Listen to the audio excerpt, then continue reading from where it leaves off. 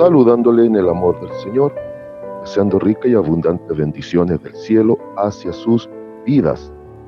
Ha llegado la hora de compartir el devocional, el pancito diario de vida que tanto bien hace a nuestras almas. Hoy corresponde nuestra sección No es bíblico.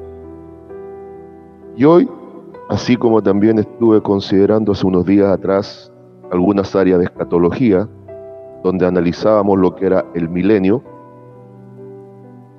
hoy vamos a estar meditando en No es bíblico el sueño del alma. ¿Escuchó bien? No es bíblico el sueño del alma.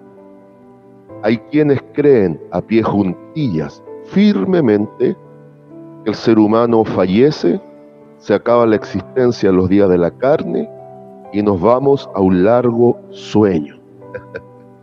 Qué conveniente, ¿no? El asunto en cuestión es que eso la Biblia no lo enseña.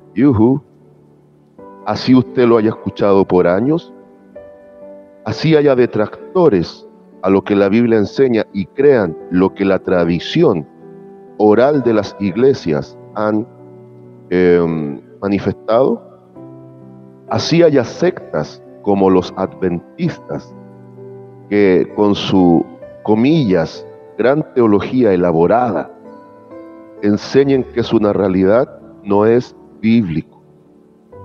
No es bíblico que fallece el ser humano y se va a una larga siesta. No. ¿Dónde viene la confusión? Por algunas expresiones usadas en el Nuevo Testamento, algunas usadas por Lucas y otras usadas por Pablo. El asunto es que después el mismo apóstol Pablo, para dejar en claro que él solamente está usando una expresión de un lenguaje espiritual y no literal, deja en claro que el creyente, sobre todo el creyente, fallece e inmediatamente va a la presencia de Dios, vivo, en plena conciencia. Pedro también lo refuerza. Vamos a la Biblia a ver un versículo que es de los que más se toman, los que enseñan que el alma duerme, y veámoslo cotejado frente a otros versículos si están así, que nos vamos al sueño. Primera Tesalonicenses capítulo 4, versículos 13 en adelante, Primera Tesalonicenses 4, 13 en adelante, donde el apóstol va a hablar de la venida del Señor. Y dice así la palabra de nuestro Dios: tampoco queremos, hermanos, que ignoréis acerca de los que duermen, para que no os entristezcáis como los que no tienen esperanza. Porque si creemos que Jesús murió y resucitó, así también traerá Dios, escuche bien, traerá Dios con Jesús a los que durmieron en él. Por lo cual os decimos esto en palabras del Señor, que nosotros que vivimos, que habremos quedado hasta la venida del Señor, no precederemos a los que durmieron.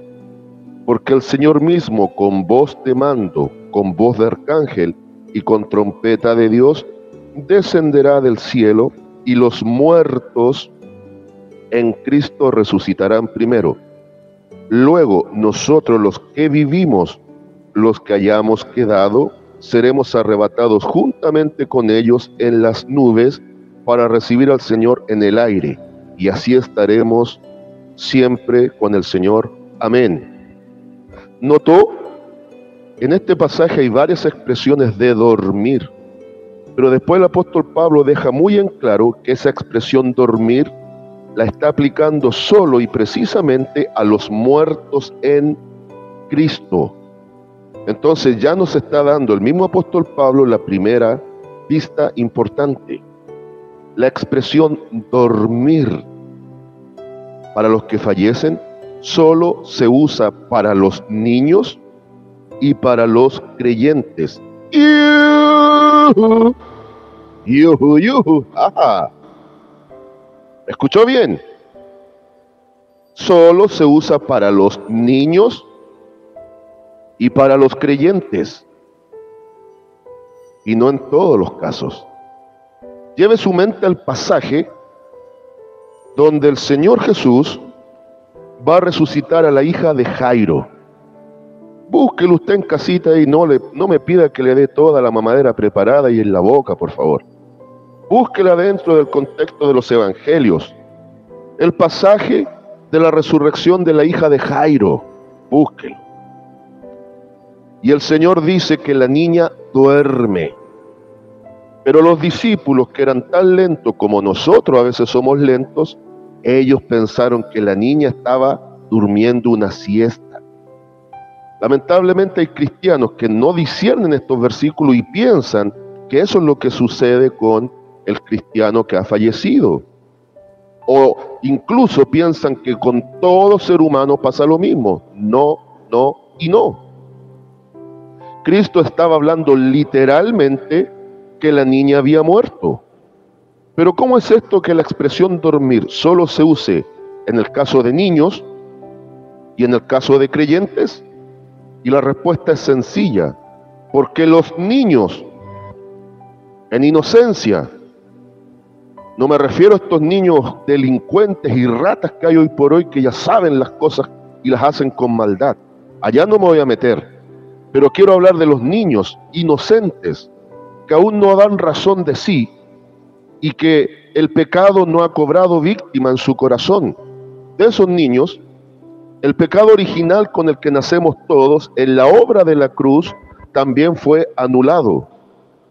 Si no fuese así, tendríamos que creer que existe el limbo, lo que enseña la aberrante religión católica, apostólica y romana. Tendríamos que creer que hay un lugar intermedio para los niños, el limbo.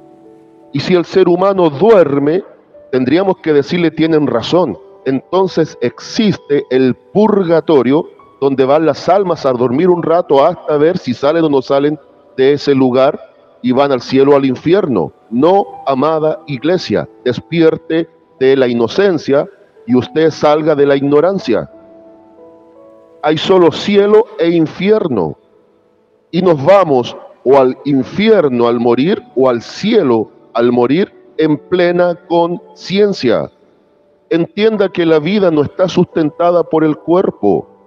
La vida está sustentada por el soplo divino que está impregnado en el ser humano. Y ese soplo, como tiene esencia divina, no puede morir y no deja de funcionar. Entiéndalo. Si hay inmortalidad en el alma, inmortalidad en el sentido que no se prende y apaga como con un interruptor, encendido y apagado. La conciencia humana que está en lo profundo de nuestro espíritu, de nuestra mente, de nuestro ser, esa conciencia nunca deja de ser. Pablo, cuando usa esta expresión aquí y le explica a los hermanos de Tesalónica, deja claro que se está refiriendo al creyente que fallece, porque para el creyente fallecer es simplemente, en un lenguaje espiritual, como dormir, porque usted en confianza, en esperanza y en fe se acuesta en el sueño de la noche y sabe y tiene fe que al otro día va a abrir sus ojos y va a despertar. Esa es la esperanza, esa es la fe que tiene el creyente. Sabe que trascendiendo al fallecer, al separarse la parte espiritual de la parte corpórea, sabe que su parte espiritual va inmediatamente a las manos más seguras de Dios, pero no a dormir. Lo que sí se acepta, que el creyente descansa de sus obras terrenales, solo esperando la consumación de los tiempos, es decir, que se concrete el plan de salvación acá en la tierra, que Cristo arrebate la iglesia, que Cristo retorne con la iglesia, que Cristo instaure, después del periodo tribulacionista, el milenio, que después de eso venga el juicio final y el creyente ya salvo, y los niños inocentes que fueron salvos, porque el pecado original, que con el único que nacieron, fue cubierto por la obra de la cruz, ya poder entrar a las edades eternas, la eternidad plena. Ahora, ¿cuál es mi sustento? Y le voy a hacer un par de preguntas y trate de responderlas. Si el alma duerme, explíqueme por qué Cristo en San Lucas capítulo 16, a partir del versículo 19 en adelante, nos iba a mentir en una historia real del rico y Lázaro. Para algunos es una parábola. Déjeme decirle a los que dicen que es una parábola, demuéstreme que es una parábola y le creo. Yo le digo por qué no es una parábola. Número uno, en ninguna de las parábolas que Cristo enseñó usó nombres personales para los personajes que actuaban en esas parábolas. Número dos, no tiene ni la estructura ni la forma de una parábola.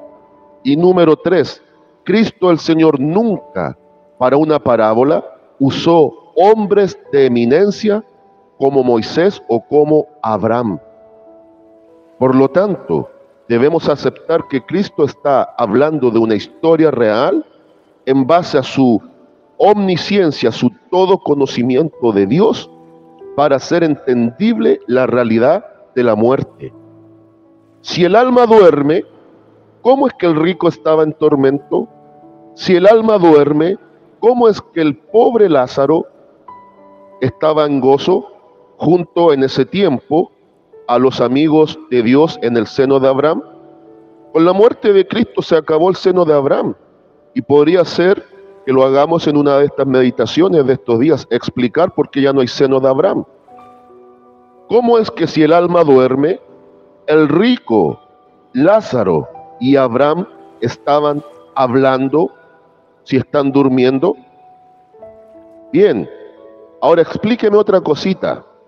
En San Mateo 17, en la transfiguración en el monte, si el alma duerme, explíqueme, ¿qué hacían junto a Cristo transfigurado Moisés y Elías? Bueno, Elías dice la Biblia que no vio muerte, se entiende que esté vivo.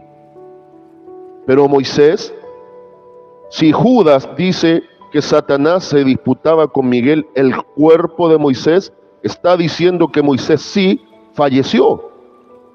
Y el registro del libro de Deuteronomio nos deja muy claro que él murió en uno de los lugares del monte Nebo. Moisés sí falleció. Y si el alma duerme, explíqueme, ¿cómo es que Moisés y Elías conversaban con Cristo? ¿Va entendiendo? Muy bien. Y para ir cerrando, porque no quiero ser muy largo, pero quiero que usted se quede meditando, porque esta es la idea de los devocionales, que meditemos. Y si no quiere aceptar lo que le estoy enseñando, es un tema suyo. Yo salgo de mi responsabilidad. Pero ahora va a quedar en usted, si sigue la tradición histórica de muchas iglesias que están creyendo mentiras, si sigue usted pensando que esto es de esta forma, es un tema suyo, pero explíqueme, ¿cómo es esto de que en el libro del Apocalipsis los decapitados por la causa de Cristo del tiempo tribulacionista clamaban justicia? ¿Se da cuenta? Conclusión, consejo, consigna. Conclusión. Dormir es solo una expresión para diferenciar a los que mueren en Cristo, a los niños fallecidos, de los incrédulos. Consejo. Analicemos y estudiemos la Biblia como corresponde. Consigna y lema para el día de hoy. El que fallece en Cristo va a la gloria. Saludos de paz, amor y bendición desde Longavia cada uno de ustedes.